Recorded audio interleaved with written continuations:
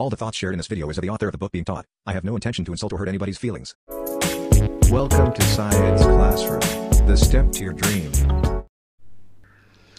Welcome students. आज हम लोग पढ़ेंगे third chapter types of sources and historical construction, जिसके अंदर टॉपिक्स हम लोग पढ़ेंगे मटेरियल रिमेन्स, जैसे कि जो एंशियंट बिल्डिंग्स है वो सब, कॉइन्स जो एंशियंट कॉइन्स हैं हमारे, और फॉरेन कॉइन्स, फॉरेन दूसरे कंट्रीज़ के कॉइन्स है और हमारे कंट्री के कॉइन्स हैं, उनके बारे में। इंस्क्रिप्शंस क्या होते हैं, उनके क्या मीनिंग्स हैं, लिटरेरी सोर्सेज क्या क्या हैं, फॉरेन अकाउंट जो ट्रैवलर्स या रिलीजियस प्रीचर्स आए उन लोगों ने क्या कहा हमारे कल्चर के बारे में, हमारा हिस्टोरिकल सेंस क्या था जो हमारे एंशियंट इंडियंस हैं उनका, और हिस्ट्री का कंस्ट्रक्शन कैसे होता है या हम कैसे आगे रिकंस्ट्रक्ट कर सकते हैं। तो पहला टॉपिक है मटेरियल रिमेन्स। मटेरियल रिमेन्स मिलता कहाँ पे? एक्चुअली ये जो माउंट्स आपको दिख रहा है, इस टाइप के बहुत सारे एलिवेटेड लैंड मास होते हैं जिन्हें माउंट्स कहते हैं, जिसके एक्सकेवेशन के बाद, जिसके खुदाई के बाद उसके अंदर बहुत सारे एंशियंट पीरियड के मटेरियल्स मिलते हैं, जैसे पॉटरी हो गया, जो बर्तन हो गया, टूल्स हो गया, इक्विपमेंट्स हो गए। तो ये सारे मिलते हैं इन्हीं माउंट्स के अंदर अंदर बरी किए हुए होते हैं। माउंट्स कई टाइप के होते हैं, जैसे आप देख रहे होंगे कि माउंट्स के लेयर्स देखिए, लॉग क्रिप्ट हो गया, प्राइमरी माउंट हो गया, सेकेंडरी माउंट हो गया। तो बेसिकली माउंट्स जो होते हैं वो तीन टाइप के होते हैं। एक होता है सिंगल कल्चर माउंट, जिस माउंट के एक्सकेवेशन के अंदर सिर्फ और सिर्फ एक ही पीरियड का या एक ही कल्चर का, एक ही सिविलाइजेशन का मटेरियल रिमेन्स होता है। एक हो गया मेजर कल्चर, जिसके एक्सकेवेशन में बहुत सारे कल्चर के मटेरियल रिमेन्स मिले, लेकिन एक कल्चर का बहुत ज़्यादा ही मटेरियल रिमेन्स मिला, तो इससे ये पता चलता है कि वो कल्चर डोमिनेंट था बाकी सारे कल्चर्स पे।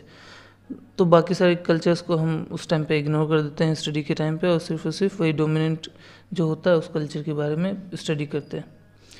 और जो थर्ड होता है वो होता है मल्टी कल्चर, जिसमें बहुत सारे कल्चर्स के, सिविलाइजेशन के मटेरियल रिमेन्स होते हैं। वो भी एक सक्सेशन में होता है कि ऊपर के लेयर में पहले कल्चर का, दूसरे में दूसरे कल्चर का, जो सबसे लास्ट होता है वो सबसे पुराना कल्चर होता है।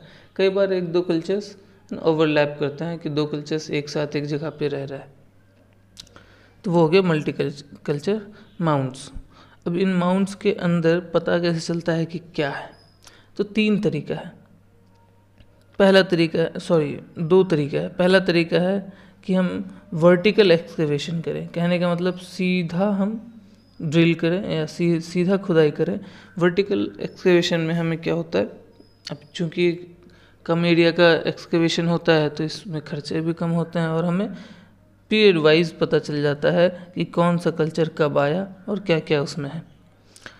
और एक तरीका होता है हॉरिजॉन्टल, कि पहले एक लेयर को किया, दूसरे लेयर को किया, जहाँ भी हुआ। तो इसमें क्या होता है कि पूरा का पूरा एक पीरियड का जो कल्चर था उसके पूरे की पूरी हिस्ट्री के बारे में हम लोग को पता चल जाता है, क्योंकि एक पूरे लेयर को ही कम्प्लीटली हमने एक्सकेवेट किया। तो ये ज़्यादा खर्चीला भी होता है और ये थोड़ा कम होता है। हमारे देश में वर्टिकल एक्सकेवेशन ज़्यादा हुए हैं, हॉरिजॉन्टल एक्सकेवेशन कम हुए हैं।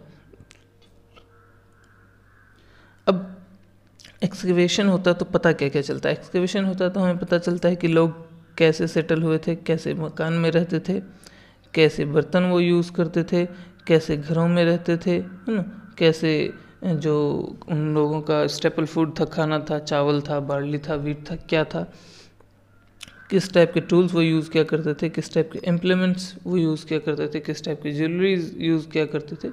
ये सब हमें माउंट्स के एक्सकेवेशन से पता चलता है।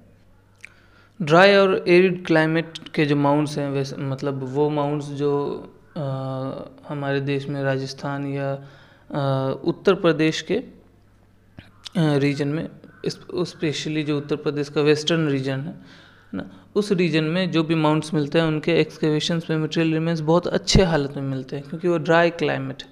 लेकिन जैसे ही हम लोग ईस्टर्न उत्तर प्रदेश की तरफ आते हैं, या फिर हमारा नॉर्थ ईस्ट का पार्ट हो गया या गंगेटिक प्लेन्स हो गए, जो मिडिल से स्टार्ट होते हैं, वेस्टर्न नहीं, मिडिल और ईस्टर्न गैंगेटिक प्लेन्स जो हो जाते हैं, या लोअर कह दें, लोअर गैंगेटिक प्लेन्स या मिडिल गैंगेटिक प्लेन्स, वहाँ क्या है, वहाँ का क्लाइमेट वेट है। तो क्या होता है कि उनके एक्सकेवेशन में जो मटेरियल रिमेन्स मिलते हैं वो थोड़े बुरे हालत में मिलते हैं। जो क्ले का बना हुआ वो तो पूरा ख़त्म ही हो चुका होता है, लेकिन यहाँ तक कि आयरन में भी है ना, आयरन भी कोरोडेड फॉर्म में होता है, जो भी आयरन एलिमेंट्स होते हैं। तो सिर्फ और सिर्फ इन रीजन्स में वही मटेरियल रिमेन्स बच जाते हैं जो कि बर्न करके पकाए गए थे, मतलब पका करके जो मिट्टी का बर्तन सब है वो सब बचे रहते हैं। हमारे साउथ इंडिया के जो एक्सकेवेशंस हुए हैं उनमें ज़्यादातर हमें ये मिला है कि ये जो आपको सामने फिगर में दिख रहा है इसे कहते हैं मेगालिथ्स। ये एक्चुअली क्या है, ग्रेव है।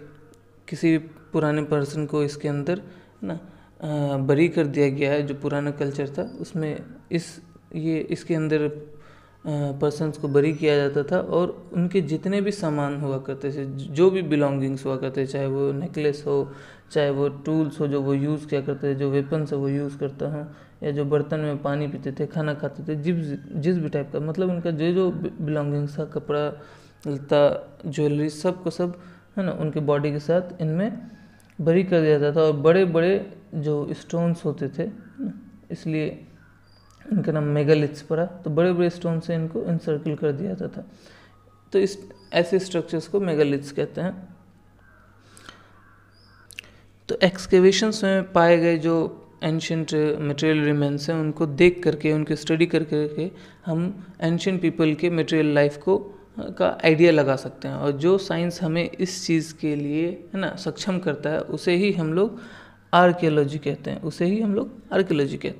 अब ये जो एक्सकेवेशन में जो मटेरियल रिमेन्स मिले हैं इनको डेट कैसे किया जाता है, कैसे पता चलता है कितने पुराने हैं। तो एक मेथड है जिसको कहते हैं कार्बन 14 डेटिंग टेक्निक या रेडियो कार्बन है ना डेटिंग टेक्निक। इसमें क्या होता है कि कार्बन 14, कार्बन आप लोग पढ़े होंगे साइंस में, कार्बन के 3 आइसोटोप्स हैं है ना। कार्बन के एटम्स 3 फॉर्म में मिलते हैं, कार्बन 12, कार्बन 13, कार्बन 14।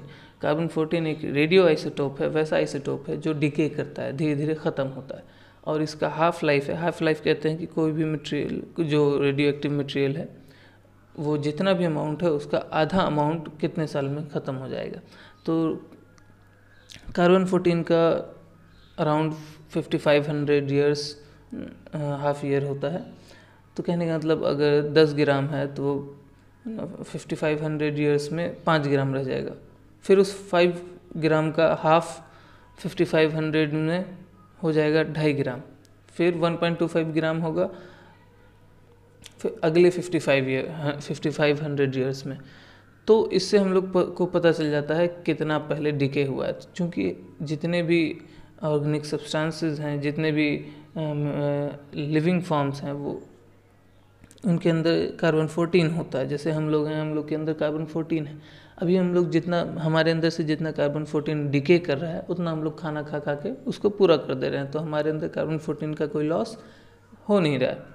लेकिन जैसे ही मर जाते हैं तो हम खाना खाना बंद कर देते हैं, तो हमारे अंदर जो कार्बन 14 का डिके था वो धीरे धीरे ख़त्म होने लग जाता है। और चूँकि हम लोग उसको रिप्लेस भी नहीं कर रहे हैं तो जो भी बॉडी हमें मिलता है, जो भी रिमेन्स हमें मिलता है, हम उसके अंदर चेक करते हैं कितना कार्बन 14 बचा हुआ, और इस हिसाब से पता कर लेते हैं कितना साल पहले से ये डिके करना स्टार्ट हो गया। तो हमें पता चलता है ये कितना साल पुराना है।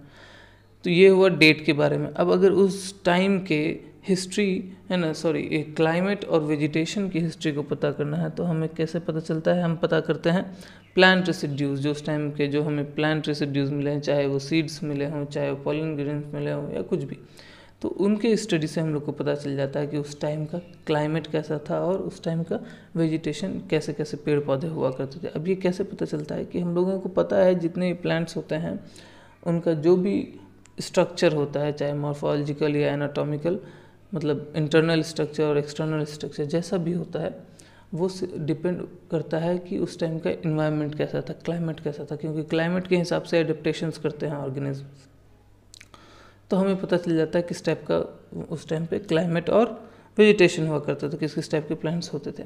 स्पेशली जो पॉलन ग्रेन्स होते हैं, जो येलो पाउडर होता है फ्लावर में, वो बहुत लॉन्ग टाइम तक प्रिजर्व रहते हैं। तो उनके स्टडी से अच्छे से पता चलता है। तो वो अब चूँकि पॉलन ग्रेन्स का जो सबसे बाहरी लेयर है वो एक्साइन कहलाता है, वो बहुत ही स्ट्रॉन्ग है ना मटेरियल से बना होता है स्पोरोपोलिनिन। इसको डाइजेस्ट करने वाला आज तक कोई एंजाइम मिला नहीं है, तो इसीलिए वो कई सालों तक, कई हज़ार सालों तक वो बचा रह जाता है, डिस्ट्रॉय नहीं होता है, तो उसके वो ज़्यादा इम्पॉर्टेंट होता है इस स्टडी में। इसके अलावा जो मेटल के आर्टिफैक्ट्स हम लोग को मिलते हैं एक्सकैवेशन में,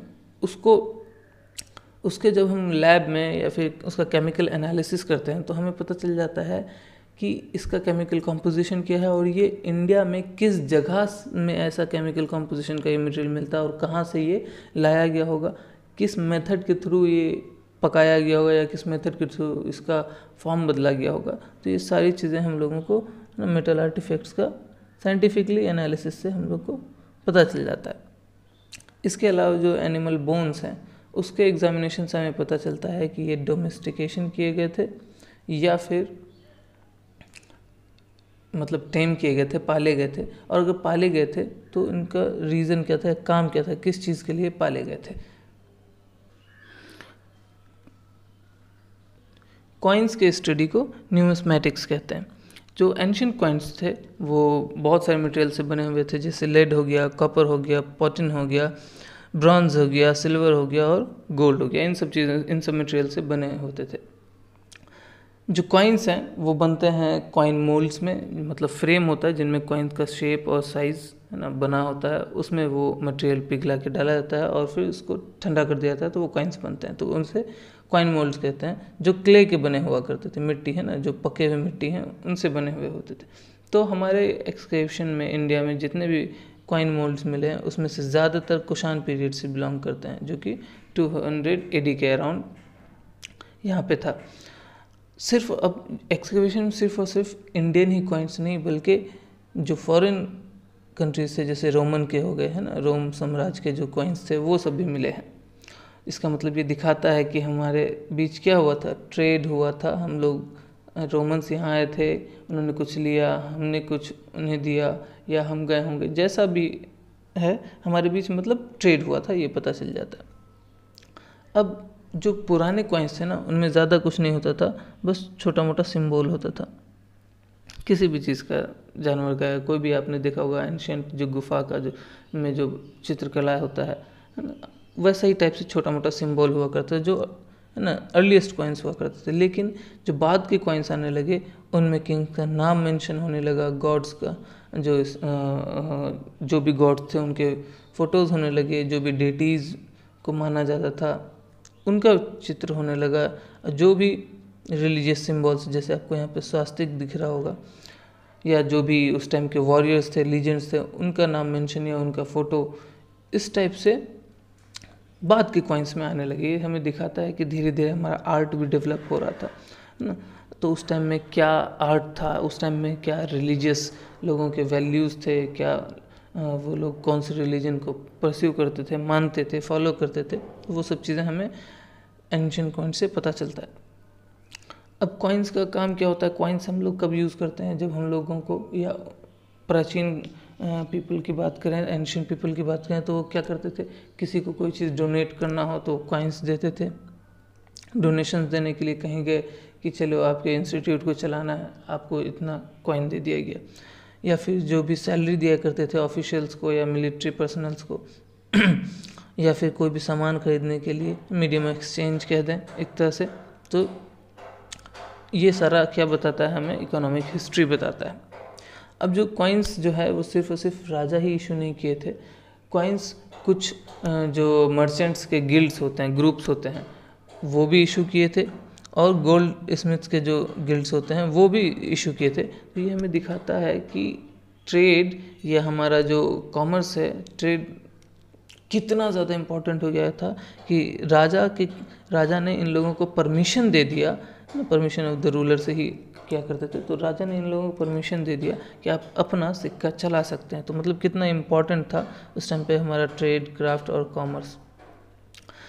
अब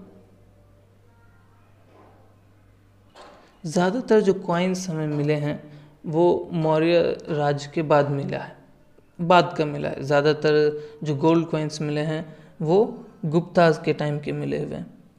जो गुप्ताज थे उनके टाइम में सबसे ज़्यादा गोल्ड कॉइन्स हमारे यहाँ बना था, इसलिए उसको गोल्डन एज भी कहते हैं हम एंशिएंट इंडिया का।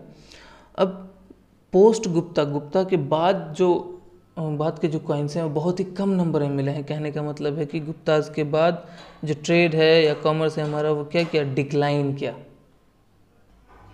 लेटर्स या सिंबल्स जब किसी हार्ड सरफेस पे है ना कार्व किए जाते हैं तो उन्हें कहते हैं इंस्क्रिप्शंस, और उनकी स्टडी को कहते हैं एपिग्राफी। तो इंस्क्रिप्शंस की स्टडी को एपिग्राफी कहते हैं।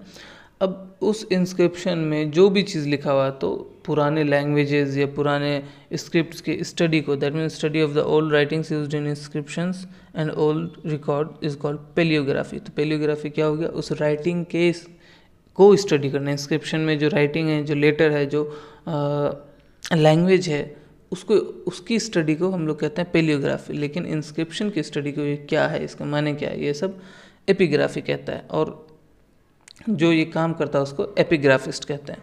जैसे चीफ एपिग्राफिस्ट जो इंडिया के थे वो के.वी. रमेश थे, आप लोगों ने नाम भी सुना होगा। तो जो इंस्क्रिप्शंस थे वो हार्ड सरफेसेस पे कार्व किए जाते थे, जैसे लकड़ी हो गया। अब चूँकि लकड़ी क्या है, वो सड़ जाता है, तो लकड़ी का जो हमें टैबलेट्स मिला है वो बहुत कम ही मिला है, ज़्यादातर हमें स्टोन का मिलता है। तो सील्स पे कार्व किए जाते थे स्टोन पिलर्स पे, जैसे यहाँ पे आपको दिख रहा है, ये स्टोन पे दिख रहा है, ये स्टोन पिलर है जो ब्राह्मी स्क्रिप्ट में लिखा हुआ है। ये आपको लेदर पे दिख रहा है, नहीं ये बर्च है, बर्च के बार्क पे है। तो स्टोन के पिलर पे लिखा जाता था, रॉक्स पे लिखा जाता था, कॉपर के प्लेट पे लिखा जाता था, मंदिरों के दीवार पे लिखा जाता था, जो बड़े बड़े चट्टान होते थे उन पे लिखा जाता था ना। तो इन सब पे इंस्क्रिप्शंस गढ़ा जाता था। तो जितने भी हमें इस टाइप के इंस्क्रिप्शंस मिले हैं वो सब प्रिजर्व किए गए हैं। कहाँ पे? वो प्रिजर्व किए गए हैं चीफ एपिग्राफिस्ट के ऑफिस में, जो कि मैसूर में है। वही जो हमारे के.वी. रमेश हैं, उन्हीं के नाम पे एक ऑफिस है मैसूर में। वहाँ पे मतलब ज़्यादातर जो इंस्क्रिप्शंस है वो वहाँ पे रखे गए हैं। अब जो सबसे पुराने इंस्क्रिप्शंस हमें मिले हैं अब तक में, वो है हड़प्पा के। जैसे आप लोग को यहाँ पे 2 सील दिख रहा होगा हड़प्पा का ना, एक में यूनिकॉर्न है, एक में बुल टाइप है ना। तो ये सील्स में क्या लिखा है, क्या सिंबल है, अभी तक किसी को पता ही नहीं चला है, क्योंकि ये डिसिफर ही नहीं कर पाए कि हड़प्पन लैंग्वेज क्या है, जो कि अराउंड 25,000 BC के हमारे कंट्री में एग्जिस्ट करता था। तो इसकी बात नहीं करेंगे, हम लोग आगे बढ़ेंगे कि जो इंस्क्रिप्शंस अब तक में डिसिफर हुए हैं और जो ओल्डेस्ट डिसिफर्ड इंस्क्रिप्शंस हैं वो है अशोका के, जो कि ब्राह्मी स्क्रिप्ट में लिखे गए हैं। और लैंग्वेज क्या है? प्राकृत लैंग्वेज है। अब कई जगह पे ब्राह्मी है और कई जगह पे खरोष्ठी स्क्रिप्ट में भी लिखा गया है। तो ब्राह्मी स्क्रिप्ट का पहचान क्या है? वो लेफ्ट से राइट की तरफ लिखा जाता है, लेफ्ट से राइट की तरफ लिखा जाता है, और खरोष्ठी राइट से लेफ्ट की तरफ लिखा जाता है। ब्राह्मी लिपि जो है, स्क्रिप्ट जो है, वो अशोका के बाद भी यूज़ किया गया है ना, till the end of Gupta period. Gupta period के एंड तक, जो कि अराउंड 7th century AD है, तब तक ब्राह्मी स्क्रिप्ट यूज़ किया गया। उसके बाद भी ब्राह्मी स्क्रिप्ट यूज़ हुआ, लेकिन उनके कई सारे रीजनल वेरिएशंस हुए, अलग अलग रीजन में अलग अलग टाइप के वेरिएशंस है और उनको अलग अलग नाम से जाना जाता है। ये सिर्फ और सिर्फ जो एक अच्छा एपिग्राफिस्ट है वही पहचान पाएगा, जो ज़्यादातर ब्राह्मी या एंशिएंट लैंग्वेजेस का स्टडी किया हुआ। तो अशोकन जो एडिक्ट्स हैं या जो इंस्क्रिप्शंस हैं वो सिर्फ और सिर्फ ब्राह्मी और खरोष्ठी में ही नहीं, बल्कि ग्रीक और अरेमिक स्क्रिप्ट में भी है। जैसे आप लोग कांधार का जो एडिक्ट्स देखे हैं, ये रहा कांधार अफगानिस्तान, ये ग्रीक में लिखा हुआ है। और ठीक वैसे ही जो लागमान के जो इंस्क्रिप्शंस हैं जो कांधार में है, जो अफगानिस्तान में है, उसमें अरेमिक स्क्रिप्ट्स यूज़ किए गए हैं। तो अब चूंकि उस एरिया में, जो पाकिस्तान और अफगानिस्तान के एरिया में, वहाँ से ट्रेड होता था, सेंट्रल एशिया का रूट है और इंडिया का भी रूट है, गेट है, तो वहाँ से ट्रेड हुआ करता था। तो वहाँ पे अशोका ने अलग अलग लैंग्वेजेस में भी, स्क्रिप्ट्स में भी एडिक्ट्स रखे ताकि उनका मैसेज लोगों तक जाए। तो मौर्य के हिस्ट्री या फिर मौर्य के बाद का हिस्ट्री, जैसे कुषाण पीरियड का हिस्ट्री या फिर गुप्ता पीरियड का हिस्ट्री, इन सब के हिस्ट्री जिस इंस्क्रिप्शंस में गढ़ा हुआ है, उन सब का निचोड़ एक सीरीज़ में पब्लिश किया गया था, जिसका नाम था कॉर्पस इंस्क्रिप्शनल इंडिकारम। ठीक है। जैसे ये दिख रहे हैं आपको एक वॉल्यूम 1, तो बहुत सारे वॉल्यूम्स में ये निकाला गया था।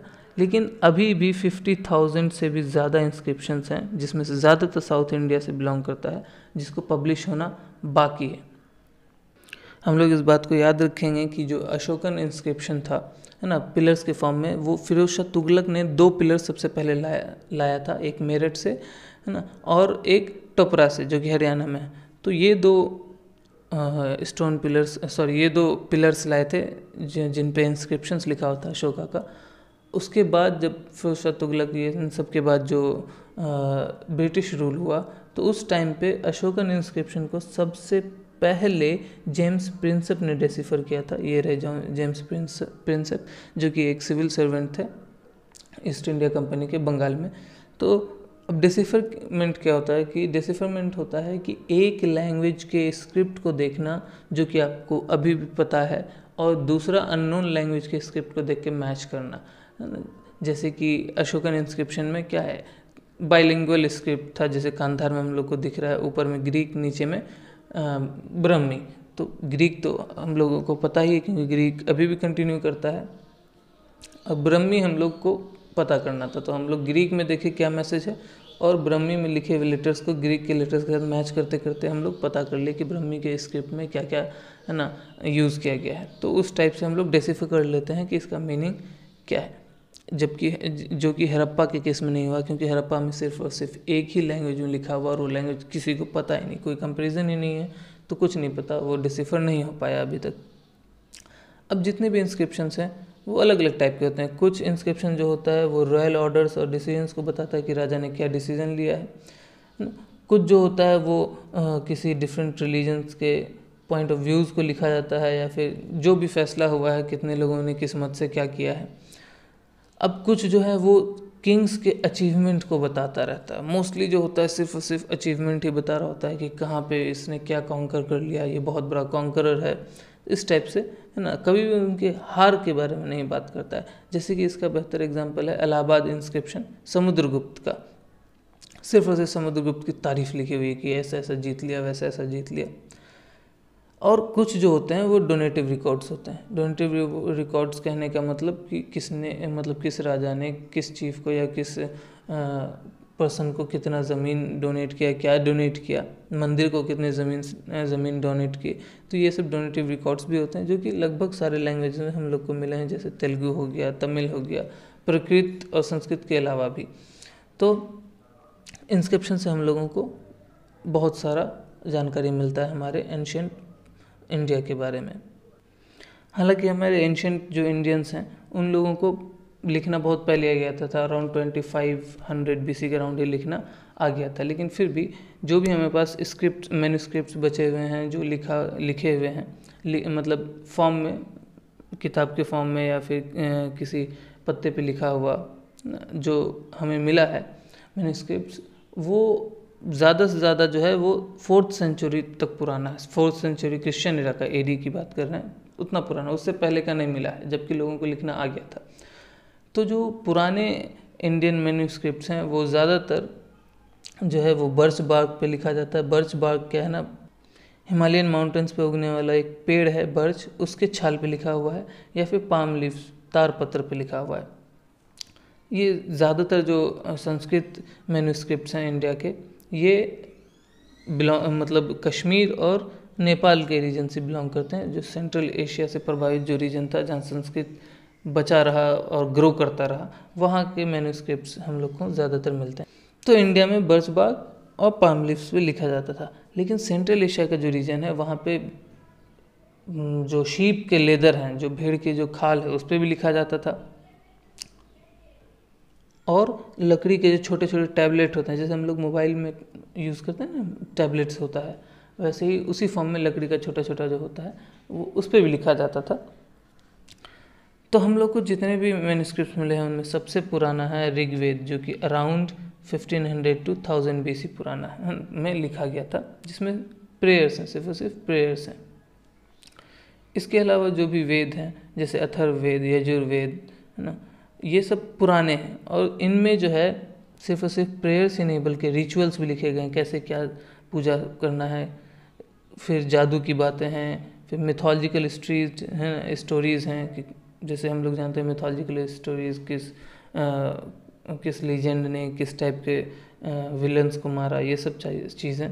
इसके अलावा ब्रह्मनास है, अरण्यकाज हैं, उपनिषद हैं, जो कि 500 से 1000 BC के अराउंड के मतलब इनके बीच में लिखा गया है। ये रहे वेदास, ब्रह्मनास, अरण्यकाज, ठीक है। अब उपनिषद जो है, उपनिषद में फिलोसफिकल स्पेकुलेशन है, जो भी कोई भी पॉइंट ऑफ व्यू को फिलोसफिकली लिखा गया है। अब वेद को समझने के लिए वेदांग को समझना बहुत ज़्यादा ज़रूरी है। वेदांग कहते हैं लिम्स ऑफ द वेदा। जैसे हम लोग का लिम्स क्या है, 2 हाथ 2 पैर, वैसे ही वेद जितने भी हैं उनको समझने के लिए वेदांग को समझना ज़रूरी है, जो है फोनेटिक्स, जिसको शिक्षा कहते हैं, रिचुअल, कल्पा, ग्रामर, व्याकरण, इटिमोलॉजी, निरुक्ता, मैट्रिक्स, छंदा, एस्ट्रोलॉजी, ज्योतिष।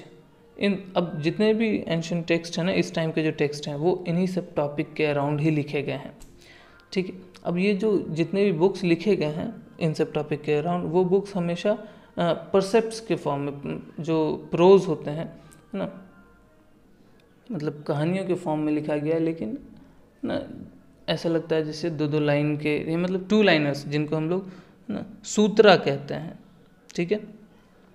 जैसे कि एक एग्जांपल है, पाणिनि ने जो ग्रामर लिखा था, व्याकरण ना, पाणिनि का लिखा हुआ जो व्याकरण है, जिसमें संस्कृत को सीखने के जो रूल्स हैं, तो उस बुक में सिर्फ और सिर्फ उन्होंने है ना संस्कृत को सीखने के रूल्स नहीं लिखे हैं, बल्कि अपने टाइम के, मतलब उनके टाइम के सोसाइटी क्या थी, कैसी थी, इकोनॉमी क्या था और कल्चर क्या था, इसको भी डिस्कस किया है।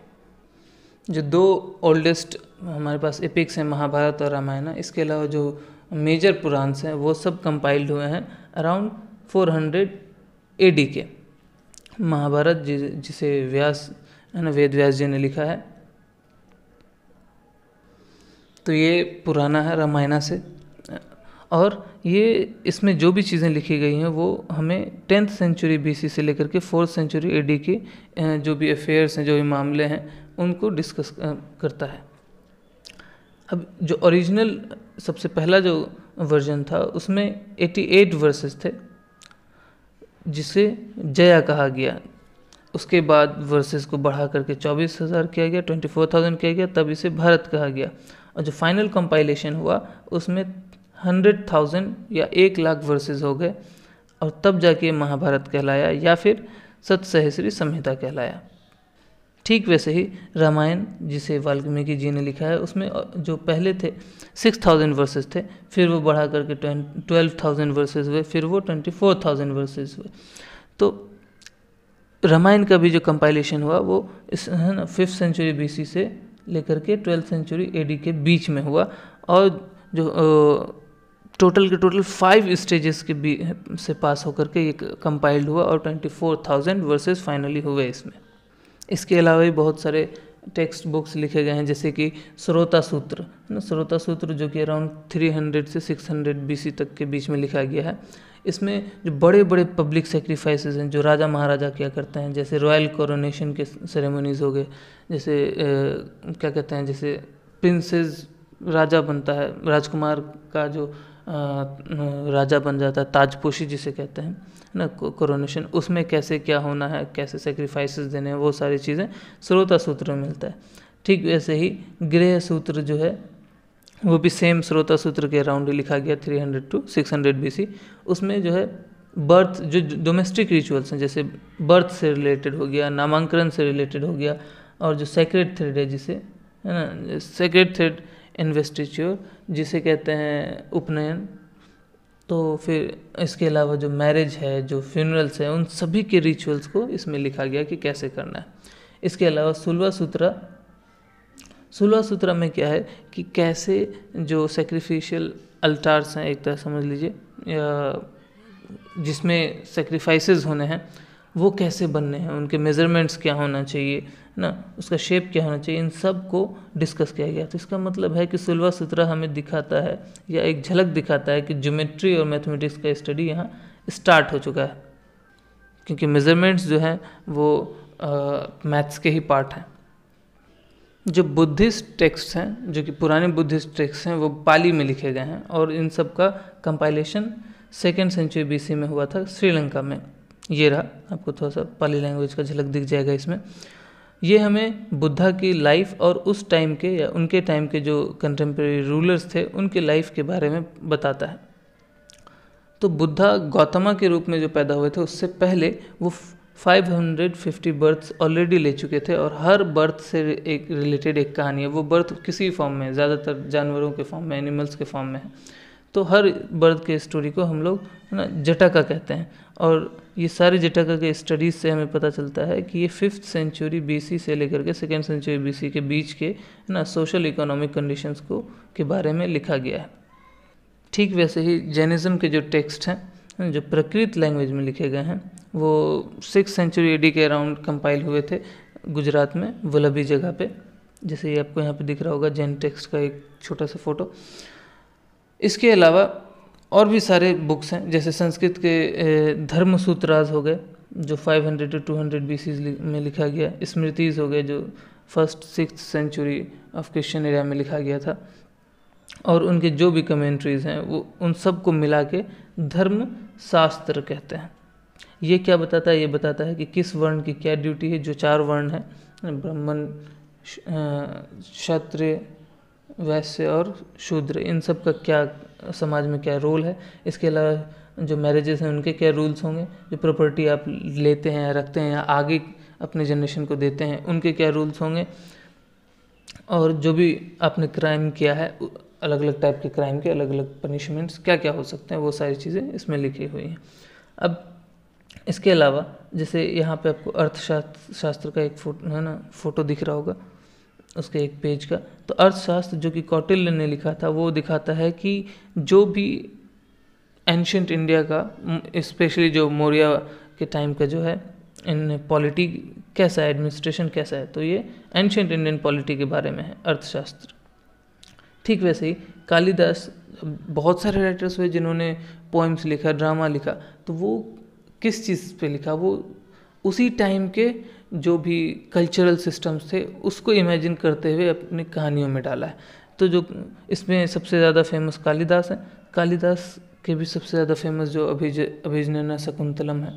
तो उनके जितने भी ड्रामाज हैं या प्लेस हैं उनमें उनको जब पढ़ते हैं तो हम लोगों को उनके टाइम का जो सोशल और कल्चरल लाइफ था ना उसका झलक मिलता है। और वो जो हमारा नॉर्दर्न और सेंट्रल पार्ट है इंडिया का, और कालिदास चूँकि गुप्ता के टाइम के हैं तो गुप्ता के टाइम के नॉर्दर्न और सेंट्रल जो इंडिया है उसका सोशल या कल्चरल लाइफ के बारे में हमें पता चल जाता है उससे।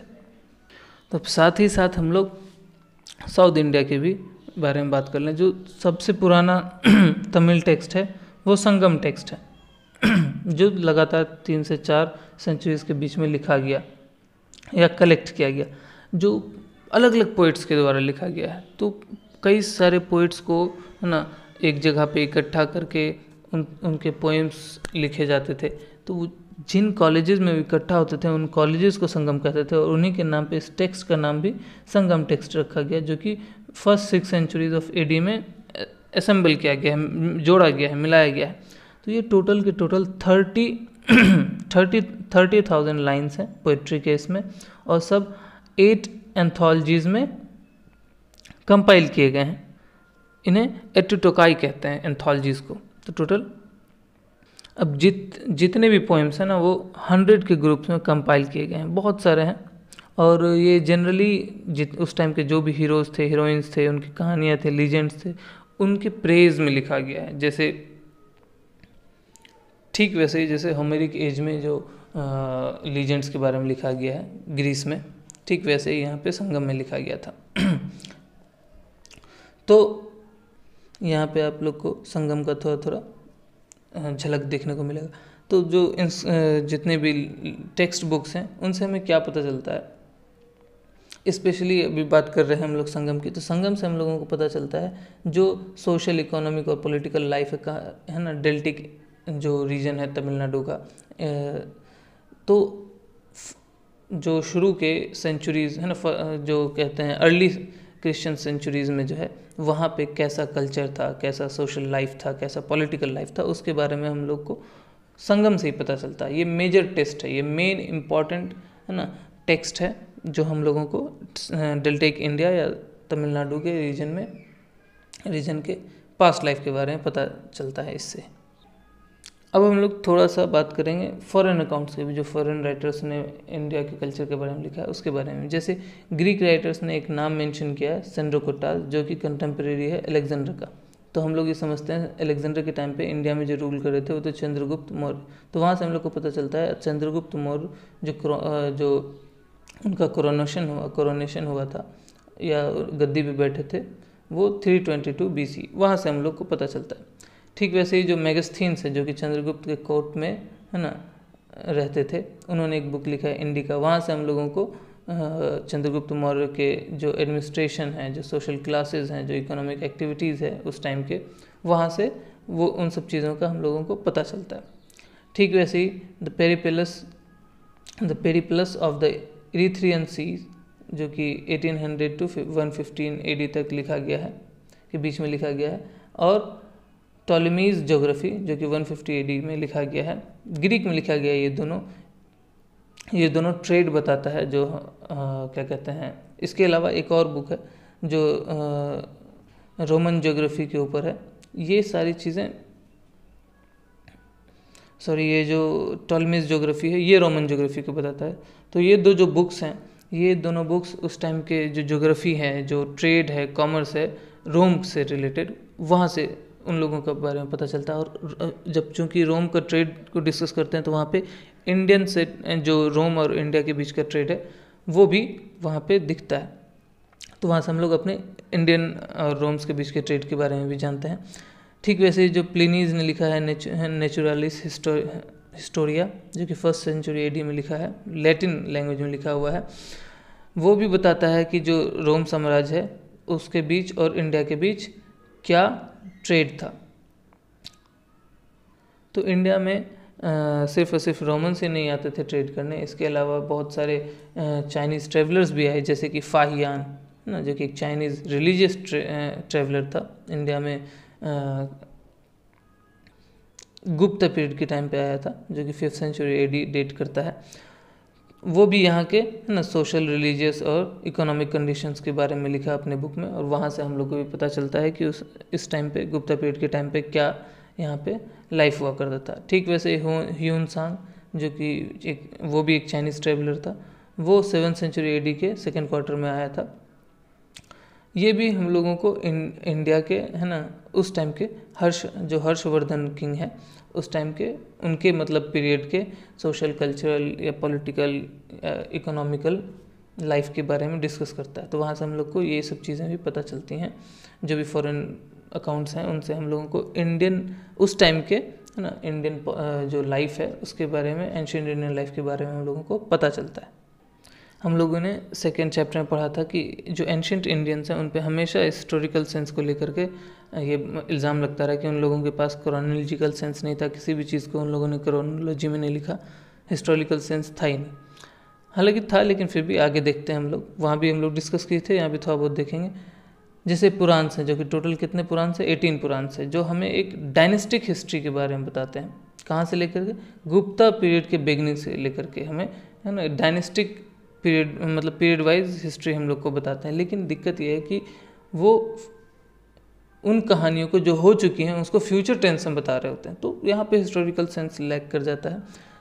पुराण्स में 4 एजेस के बारे में लिखा गया है, कृता, त्रेता, द्वापर और कलयुग। ठीक है, इन चारों युग में से कृता सबसे पायस है, उसके बाद धीरे धीरे है ना जो मोरल वैल्यूज़ हैं लोगों के वो ख़त्म होते जाएंगे, धर्म अधर्म में बदलता चला जाएगा। सबसे वर्स्ट है कलयुग।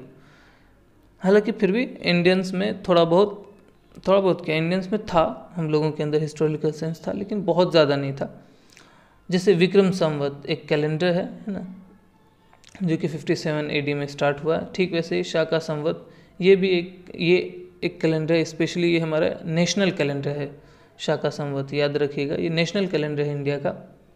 ये 78 AD में स्टार्ट हुआ था, और गुप्ता एरा जो कि 319 AD में स्टार्ट हुआ था। तो ये सब हम लोगों ने इस तरह से लिखा, तो हमें पता चला है। तो थोड़ा बहुत हिस्टोरिकल सेंस हम लोगों को यहाँ से दिखता है कि एंशिएंट इंडियंस में था। अब जैसे अशोका टोटल कितना रूल किया था, 37 ईयर्स रूल किया था, जिसमें से उसने अपने एडिक्ट में 19 ईयर्स को ही रिकॉर्ड किया है ना। 8वें साल से लेकर के 27वें साल के बीच में जो भी उसने किया, उन सब की कहानी उसने अपने पिलर्स में, स्टोन्स पे कार्व करवाए हैं। बाकी जो 18 ईयर्स है वो मतलब उसके राज करने के जो 18 साल हैं वो उनका क्या हुआ कुछ भी नहीं पता है। तो एक तरह से ये लापरवाही समझ लीजिए, जो भी कह लीजिए। ठीक वैसे ही जैसे ये हाथी गुफा आपको दिख रहा, हाथी गुफा के जो इंस्क्रिप्शंस हैं जो खारावेला ने करवाया था 1st सेंचुरी BC में, कलिंगा का राजा था खारावेला। तो इसमें उसने ना अपनी लाइफ के बारे में, मतलब ईयर वाइज, इस साल क्या हुआ, उस साल क्या हुआ, तो अपनी लाइफ के जितने भी इवेंट्स हैं उसको ईयर वाइज लिखा था। थोड़ा बहुत मतलब यहाँ से दिखा कि चलो इसमें थोड़ा सा हिस्टोरिकल सेंस था। अब हिस्टोरिकल सेंस इन इंस्क्रिप्शंस में तो नहीं मिला, लेकिन जितने भी बायोग्राफीज़ हैं उसमें हिस्टोरिकल सेंस अच्छा खासा है, मतलब तरीके से क्रोनोलॉजिकली लिखा गया है। जैसे बाणभट्ट ने जो हर्षचरित लिखा है, जो कि 7th सेंचुरी AD के दौरान ना कंपोज किया गया है, उसमें हर्षवर्धन जो राजा हैं उनके अर्ली करियर के बारे में बताया गया है। ठीक है, उसका कोर्ट लाइफ क्या है, उसके पीरियड में सोशल और रिलीजियस लाइफ क्या क्या है, तो ये सब उससे पता चलता है।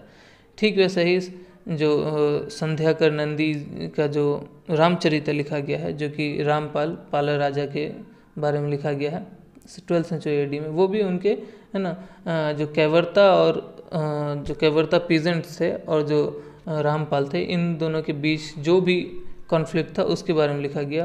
एंड में रामपाल ही जीते थे। इसके अलावा बिल्हाना के द्वारा लिखा गया विक्रमन का देवचरिता, इसमें भी विक्रमादित्य जो 6 हैं उनके अचीवमेंट्स कि क्या क्या अचीव किया उसके बारे में लिखा गया था।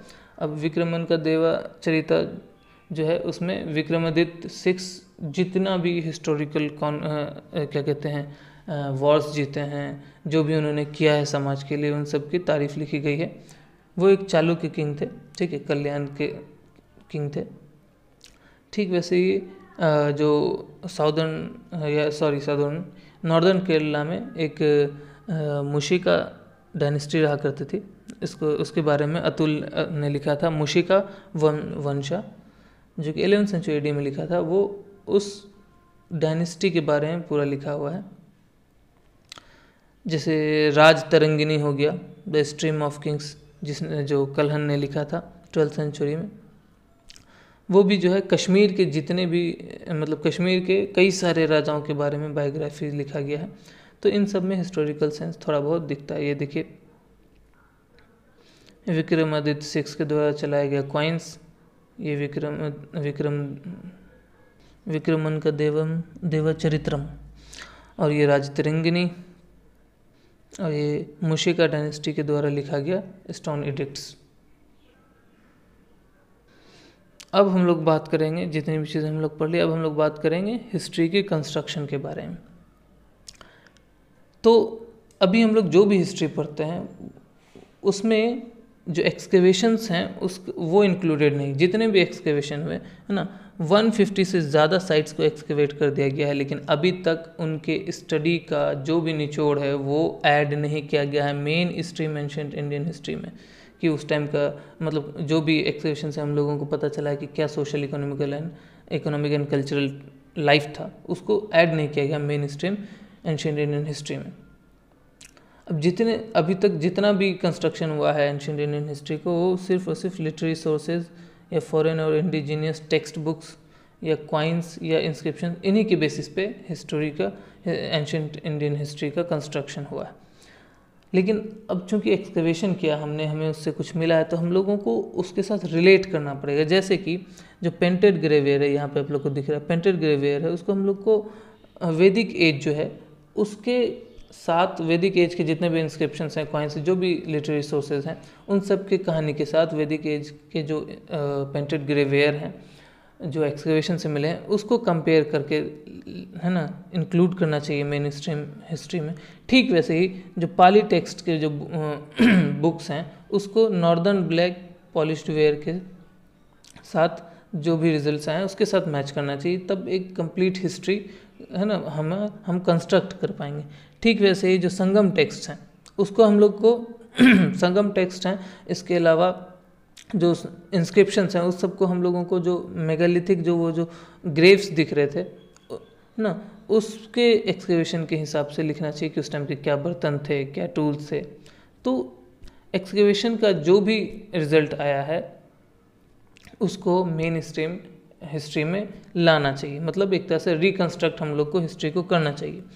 अब बहुत सारे इंस्क्रिप्शंस हैं जिसमें सिर्फ और सिर्फ कहानियाँ लिखी गई, इसने उसको ज़मीन दिया या फिर ये ऐसा था, उसने ये किया, इसने वो किया। तो अब हम लोग बात करते हैं कि हिस्टोरिकल वैल्यू क्या है उन इंस्क्रिप्शंस की, उन इंस्क्रिप्शन जितने भी वैसे इंस्क्रिप्शंस हैं उनसे क्या पता चलता है। अगर हम लोग को हिस्ट्री को कंस्ट्रक्ट करने में कोई भी हेल्प नहीं मिलता है ऐसे इंस्क्रिप्शन से, तो उन सारे इंस्क्रिप्शन से मैन्युस्क्रिप्ट्स को हम लोग क्या देते हैं, it is of no historical value.